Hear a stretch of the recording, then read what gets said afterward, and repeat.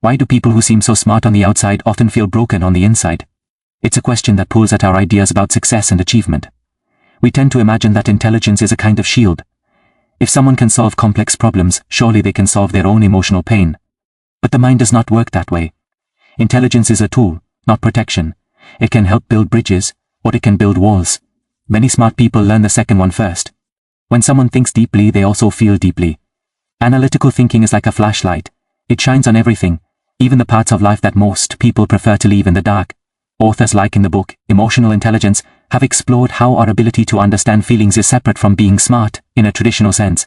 You can do advanced math but struggle to express love. You can read philosophy but feel lost in your own emotions. The smarter a person becomes in one area, the more they may neglect the others. There's also a kind of loneliness that comes from seeing patterns others do not see. Smart people often notice problems early. They question values, traditions, and social rules.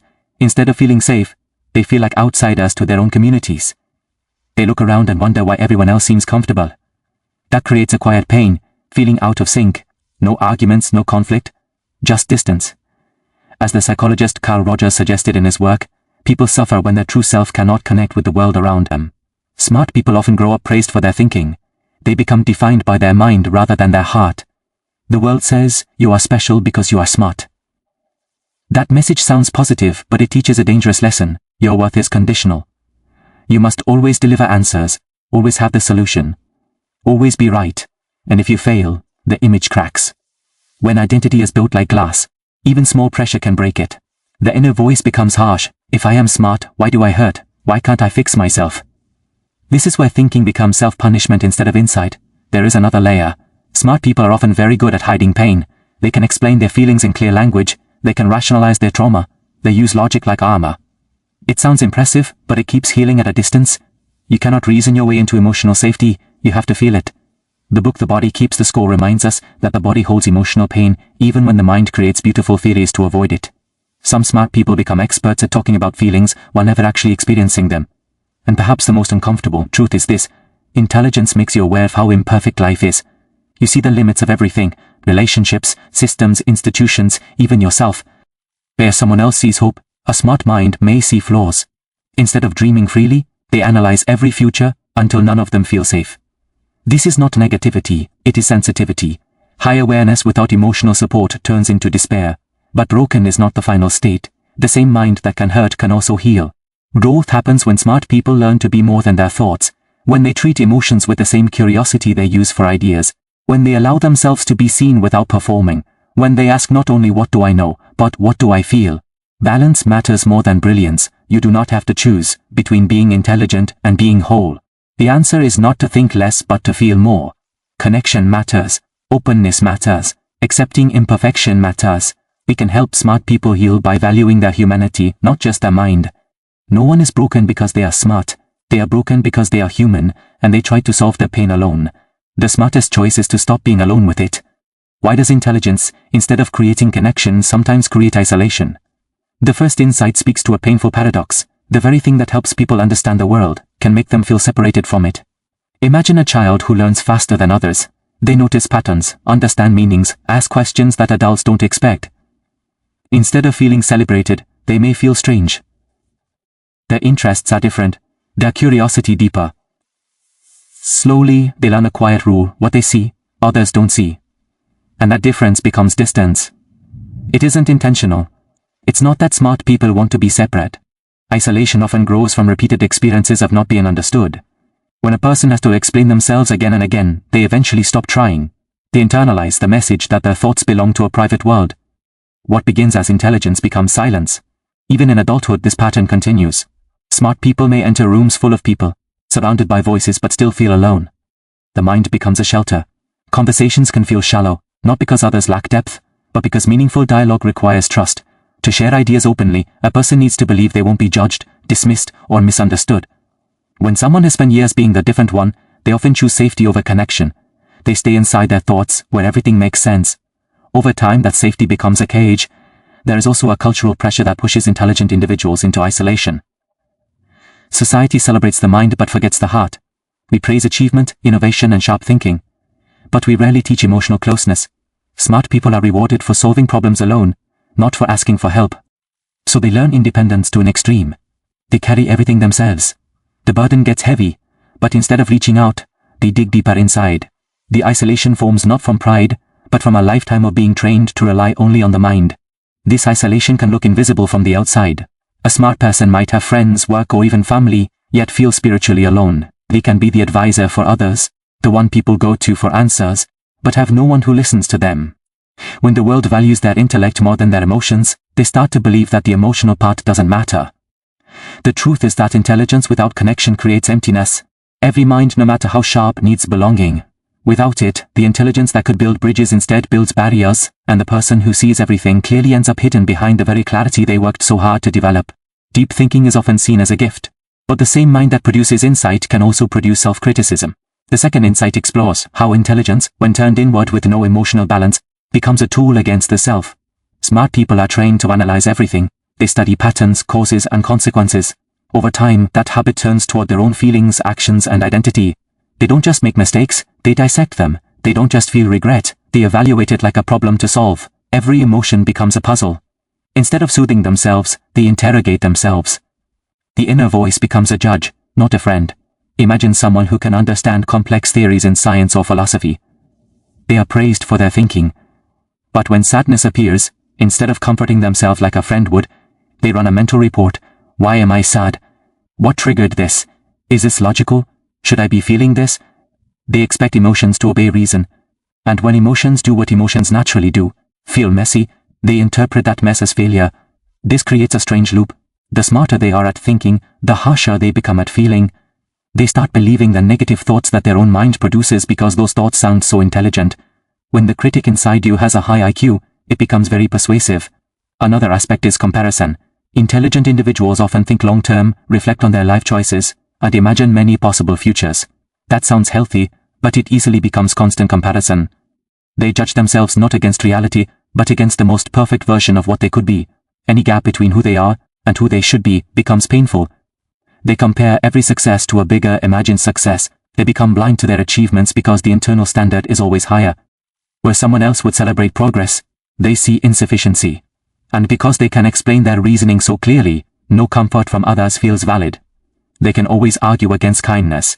Self-criticism also grows from a belief that intelligence should equal emotional control. If someone is smart, they think they should be able to fix their sadness, anxiety, or trauma, like solving a math problem. When that doesn't happen, they feel weak. They ask themselves, if I can understand so much, why can't I fix myself? That question sounds logical, but it ignores a simple truth. Emotions don't respond to intelligence, they respond to care. You can understand the chemistry of love and still struggle to love yourself. Real healing does not happen through perfect thinking. It happens through imperfect feeling, acceptance, and compassion. The mind can guide us, but it cannot replace the warmth of self-kindness. Smart people often pour their energy into intellectual goals while ignoring their emotional needs. Not because they don't have feelings, but because they are conditioned to treat feelings as distractions. From a young age, they are rewarded for performance. Good grades, quick answers, impressive ideas. No one gives awards for understanding their own sadness, or for being able to express fear with honesty. So they learn to invest in what brings praise. Emotions become secondary, something to control rather than understand. Over time, this pattern creates a split. The mind grows strong while the heart grows quiet. They can explain theories, but struggle to explain what hurts. They read books about the human experience, but shut down when it is their own experience. The imbalance creates a painful irony. The person who understands so much about the world may understand very little about themselves. There is a cultural myth that thinking is superior to feeling. Smart people often internalize this belief without realizing it. They push themselves to be productive, rational, and efficient. If an emotion doesn't serve a goal, they suppress it. Instead of crying, they schedule more work. Instead of admitting confusion, they read more. They seek answers in information, not connection. Eventually, the pressure builds. Suppressed feelings don't disappear. They wait. When they finally surface, through burnout, anxiety, or depression, the person feels blindsided. They tell themselves they should be stronger. They think emotional struggle means they failed at being intelligent, but the struggle was never about intelligence. It was about neglect. Smart people often misunderstand emotional needs because they try to treat them like tasks. If they feel lonely, they try to solve it logically. If they feel rejected, they try to explain it away. But the heart does not want explanations, it wants support. Emotional needs are simple. To be seen, heard, understood, accepted. These needs are universal. Yet smart people often deny themselves these basic comforts. because they believe they must earn worth through achievement. They treat rest like weakness and vulnerability like danger. This belief isolates them from the very experiences that make life meaningful. While chasing knowledge, they lose touch with joy. While building expertise, they forget to build inner safety. The saddest part is that emotional growth requires the same curiosity that fuels intellectual growth. If smart people use their powerful minds to explore their feelings instead of rejecting them, they would discover that emotions have depth just like ideas. They would realize that learning to care for themselves is not a distraction. It is the most important skill they could ever master. Smart people often see truths that others avoid, which sounds like a gift until you realize the emotional weight it carries. The fourth insight is about the burden of awareness. When someone's mind naturally notices patterns, inconsistencies and hidden motives, they experience the world differently. They don't just see what something is, they see what it could be, what it should be, and how far reality falls short. That gap between the ideal and the real becomes a wound they feel every day. Where others find comfort in simple beliefs, the smart mind sees complexity. Where others accept explanations, they question assumptions. At first, this feels empowering, but over time, constant questioning turns into constant discomfort. They begin to see flaws everywhere: systems, relationships, traditions, even the people they love. It becomes difficult to relax into life when the brain keeps showing all the cracks in it. This awareness often reaches inward too. A smart person sees their own flaws with painful clarity. They understand why they struggle, how their past shaped them, and what they should do better. But knowing the cause of a wound doesn't heal it. The result is a strange paradox. They understand their pain intellectually, but still experience it emotionally. It's like standing outside your own life, watching patterns you cannot change. This creates frustration and hopelessness. They ask themselves, if I know what's wrong, why can't I fix it? The answer lies in the difference between insight and transformation. Seeing truth is the first step, not the last. Smart people also have a lower tolerance for self-deception. Many people survive hardship by believing comforting stories: things will get better, people mean well, everything happens for a reason. But the hyper-aware mind struggles to embrace these narratives. It sees the selfish motivations behind kindness, the randomness behind events, the uncertainty of the future. Without the emotional cushion of simple hope, life becomes heavy. It is not that smart people are negative, they are honest in a way that others rarely are. This honesty isolates them. They feel like they are living in a deeper layer of reality that others don't recognize. When they try to express these insights, they are often misunderstood, dismissed, or told they overthink. The pain comes not from seeing truth, but from seeing it alone. Insight should create connection, but without understanding, it creates distance. The smart person becomes a witness to reality rather than a participant in it.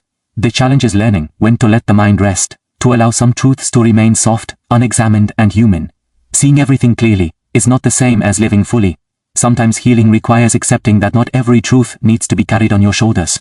Expectations are one of the heaviest burdens smart people carry, especially when those expectations come from both the outside world and their own inner standards.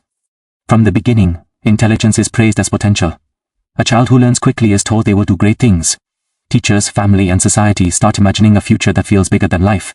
What begins as encouragement slowly becomes pressure. Every achievement becomes a baseline, not a celebration. If they do well, it is expected. If they struggle, it is seen as confusing or disappointing. The message becomes subtle but powerful. You are only valuable if you keep performing. Smart people internalize this early. They believe their identity is defined by what they can produce, not who they are. So they work harder, think deeper, and push themselves even when they are exhausted. The expectations grow as they grow. In adulthood, people come to them for answers, advice, and solutions. They are seen as reliable minds, the ones who can understand complicated problems. But no one asks if they are okay, if they feel overwhelmed, or if they need support. When someone is intelligent, others assume they are strong. The mind becomes a mask. They learn to hide uncertainty because it feels like failure. If they admit they don't know something, it feels like the entire image they've built will collapse. Instead of asking for help, they stay silent. Instead of saying I am struggling, they say I am fine. The pressure to appear capable becomes more important than being human. What makes this burden even heavier is the internal expectation. Smart people often believe they should reach their highest potential. They imagine everything they could become and feel guilty for not being perfect. Their dreams are large, their standards higher than reality can hold. When they fall short, even slightly, they punish themselves. They compare their real life to the ideal version in their mind, and feel like they are failing at being themselves. The outside world sees achievement, the inner world sees imperfection, and because they can justify their self-criticism with logic, it becomes difficult to challenge. This constant self-expectation leads to burnout, anxiety, and emotional emptiness. The mind is always working, but the heart receives nothing. Success without self-acceptance feels hollow. Smart people break not because they are weak, but because the expectations placed on them deny their humanity. No one can be perfect. Intelligence was never meant to be a performance, it was meant to be a tool for living. Real strength comes not from meeting every expectation, but from learning to let some go. Healing begins when a smart person understands that the answer is not becoming more intelligent, but becoming more whole. Many struggle because they keep trying to fix emotional pain with intellectual tools. They read more books, search for theories, and look for models to explain why they feel broken.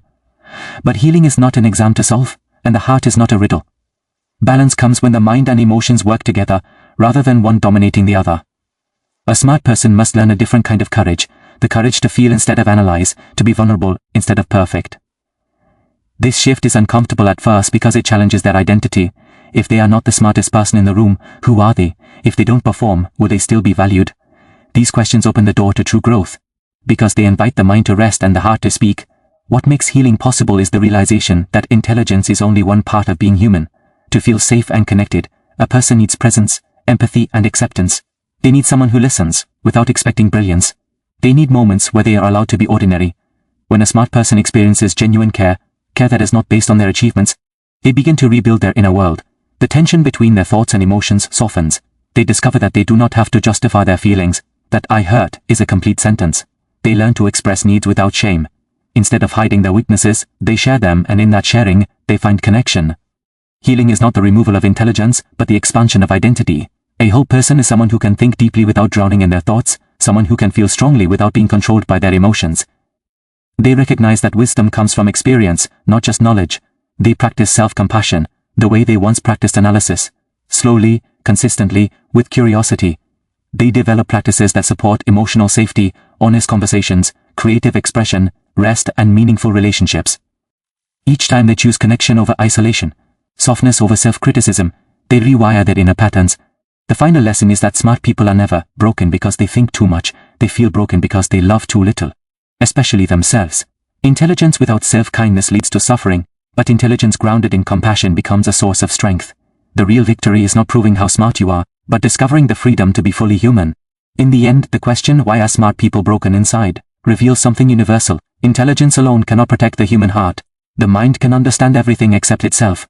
Smart people often suffer not because they lack answers, but because they rely on answers where they need comfort. They see the truth in others, yet hide the truth in themselves. Their thinking becomes a prison instead of a bridge. But the same awareness that hurts can also heal. When they learn that feelings are not flaws, that vulnerability is strength, and that connection matters more than performance, they begin to repair the parts of themselves they once ignored. The journey is not about being brilliant, it is about being real. Healing starts the moment they allow themselves to be human, imperfect, emotional, and loved without conditions. Intelligence becomes a tool for growth, not a wall around the heart. Good luck on your journey of writing, learning, and exploring these ideas. Thank you for letting me be part of your creative process. If this speech reaches even one person who needed to hear it, then your effort has already made a difference.